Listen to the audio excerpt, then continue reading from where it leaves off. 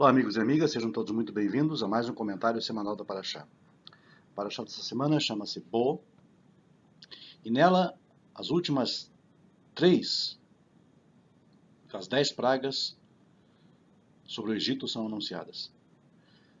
Temos então um enxame de gafanhotos que devorou todas as culturas, que é a vegetação, uma escuridão espessa que envolve toda a terra do Egito. Então, finalmente, a última delas, onde os primogênitos seriam mortos à meia-noite do dia 15 de Nissan.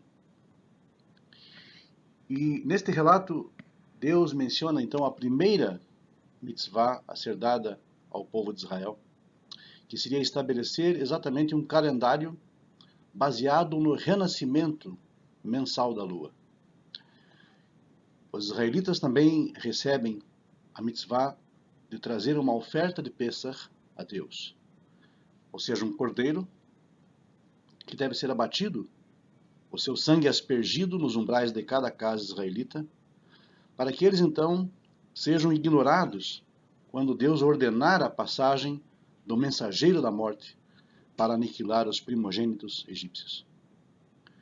Daí origina-se então a festa de Pesach, cujo nome significa passar por cima, ignorar.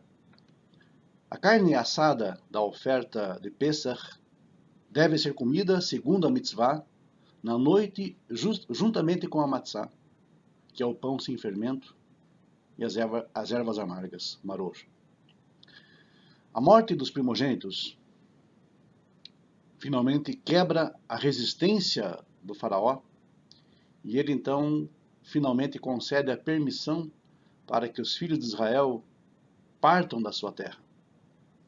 E tão apressadamente partiram os israelitas, que não houve tempo então para a sua massa, a massa do seu pão crescer. E assim as únicas provisões de alimento que levam com eles são pães sem fermentação, pães ázimos. Antes de partirem, os israelitas pedem aos seus vizinhos egípcios ouro, prata e vestes, de certa forma expoliando o Egito da sua riqueza. Os filhos de Israel, então, são ordenados a consagrar todo o primogênito a Deus e a observar o aniversário do Êxodo a cada ano, removendo todo o hametz, todo o fermento, toda a coisa fermentada das suas propriedades, comendo matzot, que é o plural de matzá, por 7 dias, e recontando a história da sua redenção para seus filhos, que deu origem ao costume da leitura da Haggadah de Pesach. E eles também recebem a ordem de usar tefilim no braço e na cabeça, como um lembrete, então, do êxodo resultante do compromisso com o seu Deus. E o Passuk número 1 desta Parashá, o verso número 1 desta Parashá, diz o seguinte: Vayomer Hashem el Moshe bo el Paro, ki ani hikbadti et libo, ואת לב עבדיו למען שיתי אותותי אלה בקרבו. E disse o Eterno a Moisés: Venha, Faraó, porque eu tenho endurecido o seu coração e o coração dos seus servos, para manifestar estes meus sinais entre eles, ou no meio dele. O nosso texto, na língua portuguesa, diz, geralmente, vai até Faraó, e esse mesmo verso conclui: porque eu tenho endurecido o seu coração e o coração dos seus servos, para que eu possa mostrar a este meus sinais diante dele. O Rashbi, Rabbi Shimon Bar Yochai, um dos maiores expositores dos segredos da Torá, foi ele mesmo um dos primeiros a questionar o termo Bo como título desta Parashá. O grande Rashbi, grande Shimon Bar Yochai, disse: por que nós dizemos na Parashá Bo, venha, em vez de ler, que é vai? E a resposta para esta questão levantada neste primeiro verso do nosso texto encontra-se naquilo que já estudamos antes, a saber, o endurecimento do coração do faraó, algo que foi determinado por Deus. Usando de linguagem metafórica, em suma, Orashbi diz que Moisés temeu falar de novo com o soberano do Egito, ele teve medo de falar novamente com o faraó, porque percebeu que estava diante da grande serpente, que é o arquétipo da astúcia e da sabedoria. E por isso estaria, segundo ele pensava, em desvantagem. Por esta razão, o Criador o anima e diz: venha a faraó, bo el paró, ou seja, venha a mim. Sou eu que estou por trás disso tudo. Eu estou no comando e eu estou endurecendo o coração do faraó. E a rigidez da sua posição foi algo que eu mesmo arquitetei, pois este é o exato cumprimento da minha vontade. Por essa razão nós temos bo, venha, e não vá, como título desta paraxá. E o Al-Haturim diz que o termo bo soma, na língua hebraica, 3, o que indica que ainda sobreviveriam ao faraó mais 3 pragas diferentes. Moisés demonstrou certa indignação quando pôde verificar que, diante da aparente ineficácia da sua intervenção durante as primeiras pragas, o faraó fez questão de tornar ainda mais pesado o fardo sobre os ombros dos israelitas. Naquele momento de crise pessoal, ele disse a Deus: por que fizeste mal a este povo? Não se pode dizer que aqui Moisés esmoreceu diante da dificuldade que se apresentava diante dele, ao ir várias vezes à presença do rei do Egito e sair de lá sem nenhum resultado. O que lhe sobreveio foi antes uma impaciência pela demora aparente de como as coisas estavam acontecendo, e mais, o resultado negativo que as suas mensagens ao faraó trouxeram aos seus irmãos israelitas. Ele percebia que a pressão do faraó sobre Israel aumentava, tanto quanto mais ele falava com o rei do Egito. Moisés ainda estava um tanto inexperiente com relação ao tempo divino. Ele se impacientou ao ver que o tempo aparentemente estava se esgotando, assim como a energia da sua gente, e os castigos só aumentavam. Sabemos pelos sábios de abençoada memória que a consequência deste curto diálogo de Moisés foi a seguinte: agora verás o que hei de fazer a Faraó. Em Êxodo 6, verso 1. O agora, usado nesse texto, estava limitando o que Moisés veria, a derrocada do Egito. Porém, o mais adiante, ele não viria, ou seja, a conquista da terra de Canaã pelos seus irmãos. Foi a forma que Deus usou, então, para fazer justiça e impedir que se diga que Moisés era tão audacioso a ponto de criticar o Eterno e ainda sair impune. Muitas vezes, nós nos antecipamos ou nos impacientamos diante daquilo que parece ser algo intransponível e acabamos contemplando apenas o agora, falhando em ver o depois. Soluções imediatistas confortam apenas de forma momentânea e não podem ser tomadas como definitivas. O que mais importa é fazermos o que nos compete agora, ainda que não consigamos delinear no horizonte o resultado das nossas ações positivas neste exato momento. Se estivermos certos de que a nossa parte foi bem feita, o resultado natural disso e de tudo mais que nós fizermos será de fato eterno, um bem para nós e para aqueles que estão à nossa volta. O Midrash Haggadol explica que quando o faraó endurecia o seu coração, os seus servos ficavam maleáveis, e vice-versa. Quando, porém, tanto o faraó quanto os seus servos ficavam maleáveis, Deus lhes endurecia o coração, a fim de não deixar Israel sair.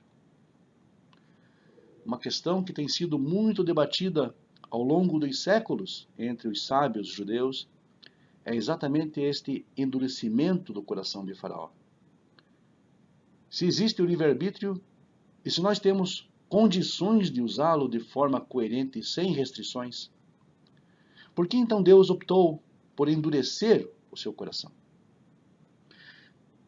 O Nachmanides, o Ramban, nos oferece uma resposta simples e ao mesmo tempo muito profunda.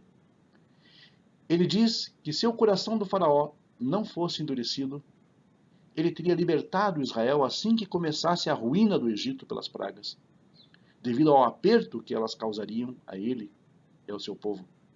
Ou seja, se Deus não lhe tivesse endurecido o coração, o faraó não poderia usar seu livre-arbítrio e estaria pressionado pelas circunstâncias.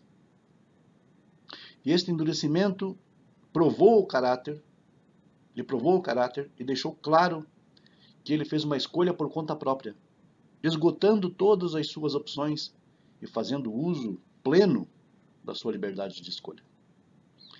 Naturalmente, o outro propósito disso está na necessidade de que a saída dos israelitas do Egito fosse conquistada aos poucos, enquanto o Egito e os seus deuses ruíam um após o outro, impotentes diante do poder de Deus e dos seus servos. Os sinais que Deus estava disposto a realizar no Egito seriam então multiplicados. Como é que nós usamos o livre-arbítrio? Vivemos agora não mais no mundo do certo e do errado, mas sim do relativismo imposto pela escolha feita desde o Éden, escolhas entre o bem e o mal. Nossas decisões acerca disso são obscurecidas e veladas por um fator determinante que nos cerca e nos espreita o tempo todo. Este fator determinante é o desejo, que age em nós como resquício da nossa animalidade. Não deve ser aniquilado. Ainda assim não deve ser aniquilado, mas antes educado, pois trata-se então de uma criação divina. A educação que devemos impor aos nossos desejos é quanto ao que tange ao domínio que devemos ter sobre ele, impondo a nossa soberania sobre esse mecanismo superpotente, disciplinando. Porém, como agora nós não detemos mais poder ou compreensão daquilo que é certo e errado, devemos então interagir com o bem e o mal, que podem ser extremamente relativos. Fazer o bem pode ser, na maioria das vezes, fazer aquilo que nos interessa.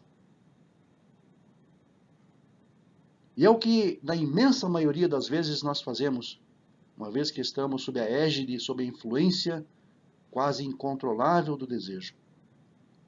E o desejo é, por definição, a busca do que nos faz bem, daquilo que nos faz sentir bem, independente de ser certo ou errado.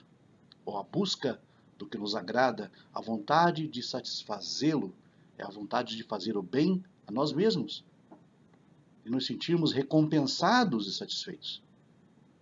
Fazer o certo, por outro lado, na maioria das vezes é impossível, ainda que tenhamos a ilusão de estarmos fazendo isso, via de regra. O resultado vai se mostrar contrário ao esperado. Porque nós temos a tendência de fazer aquilo que é realmente bem bom para nós. A realidade é que em nós, o que impera, o que comanda é o desejo de receber qualquer tipo de gratificação, ainda que de forma despretensiosa. Nós pretendemos, nós queremos satisfazer o nosso egoísmo, mesmo que estejamos fazendo caridade.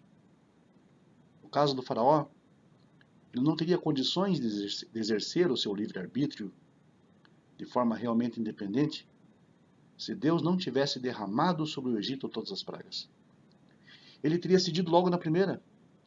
Porém, ao estar totalmente livre para escolher, ainda que obviamente visando o seu próprio interesse, o seu bem, julgou estar fazendo o que era certo e acabou percebendo tarde demais que estava assim era fazendo o que não era aprovado por Deus. O certo, neste caso, seria ter liberado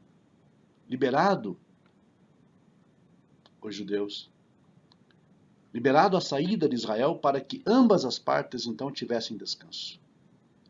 Israel livre da opressão e da escravidão, e os egípcios livres das pragas, que só então acentuariam ainda mais os seus efeitos devastadores.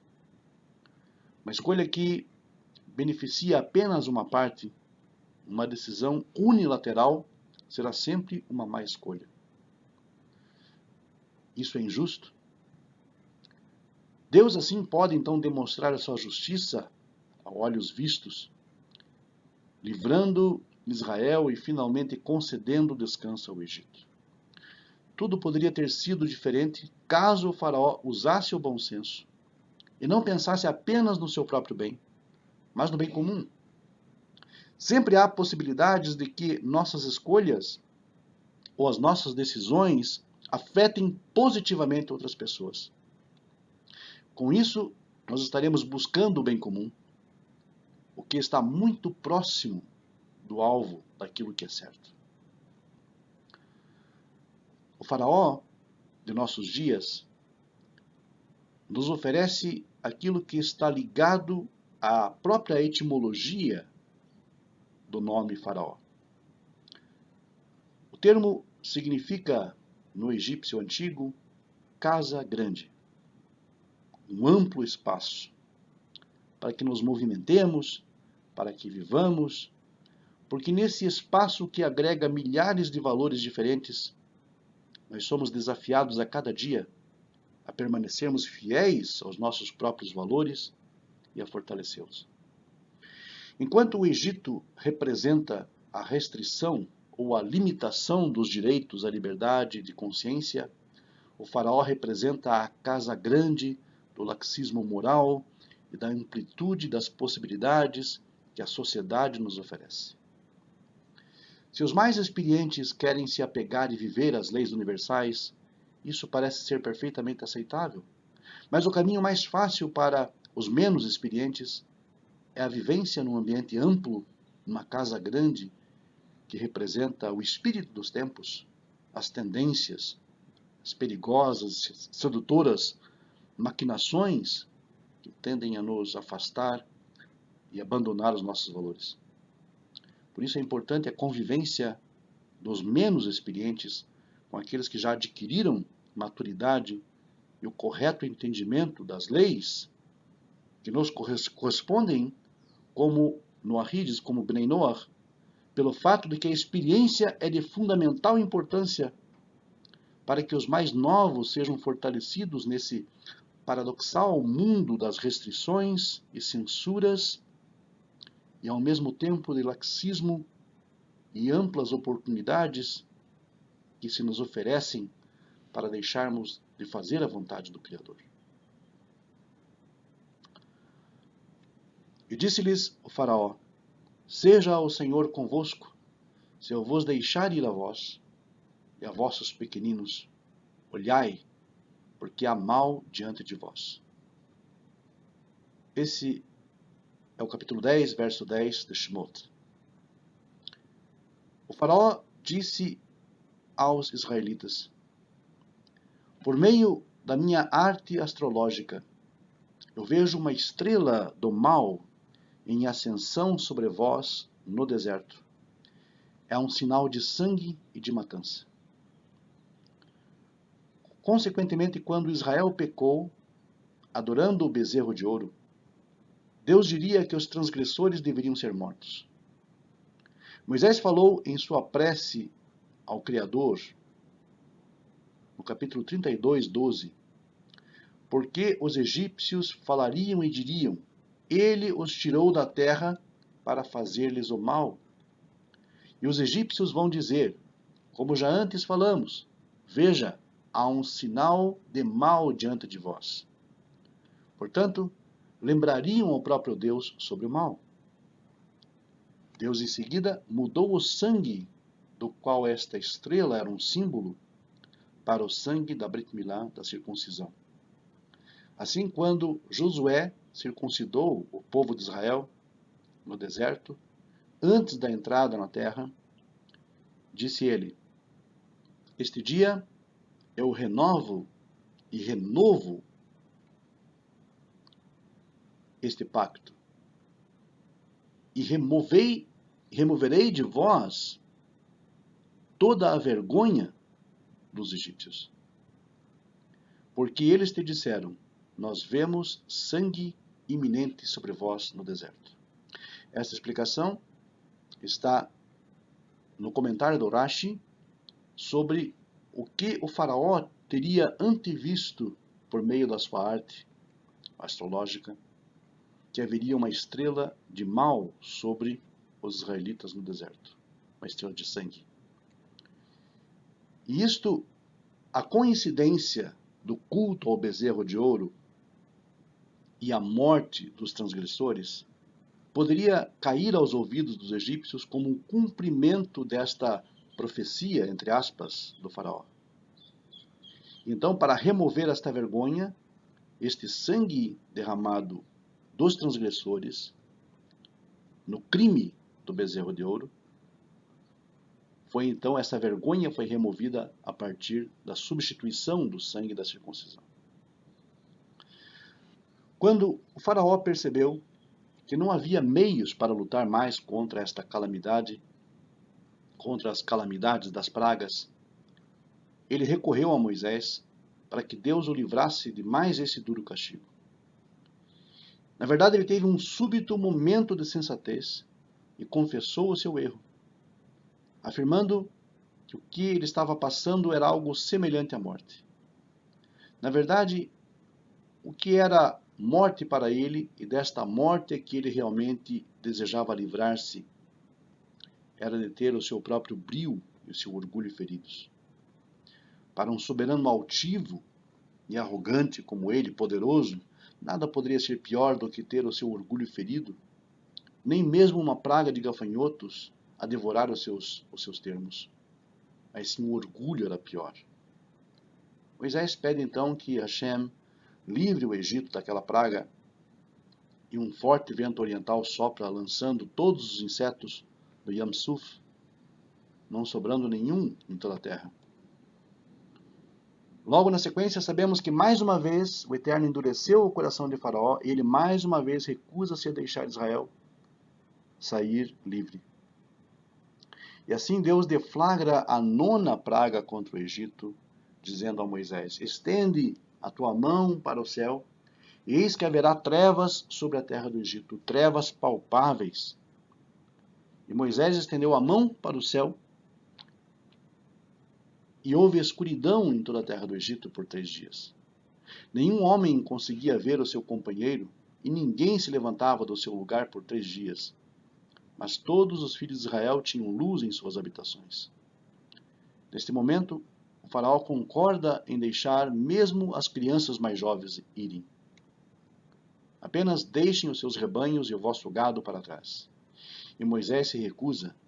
Não será deixado um casco sequer para trás, pois dele havemos de tomar para servir ao nosso Deus. As lições das pragas que tiramos nos mostram um poderoso império, uma poderosa força militar, política, sendo humilhada por uma nação de escravos.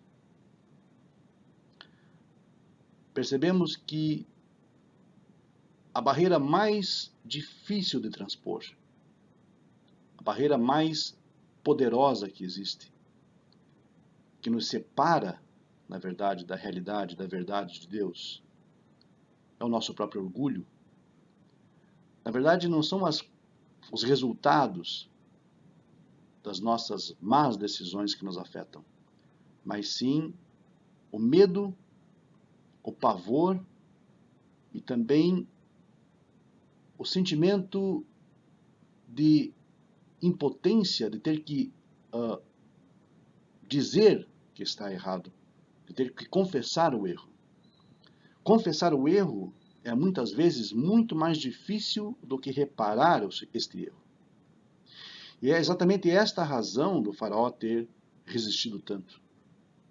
Porque para ele, embora o Egito estivesse em ruínas, tudo que ele não queria ver, na verdade, era o seu orgulho deitado por terra. E essa é uma reflexão válida para todos nós. Sempre. Esta é a lição máxima que fica desta paraxá. Que mais importante do que consertar o erro é entender que o nosso próprio orgulho deve ser reparado. É um defeito muito grave. Talvez é uma barreira quase que intransponível. Admitir o erro é muito mais difícil do que repará-lo. Usando desse conhecimento, usando desta referência que nós temos na Paraxá Bo, nós percebemos que o nosso ideal a cada dia é desconstruir o nosso orgulho. É refutar a nossa posição obstinadamente orgulhosa. É perceber que, na verdade, o arrogante, de acordo com a Escritura, é sempre abatido, e o humilde será sempre exaltado. Possamos refletir isso durante toda essa semana. Agradeço a todos e até uma próxima oportunidade. Em Hashem.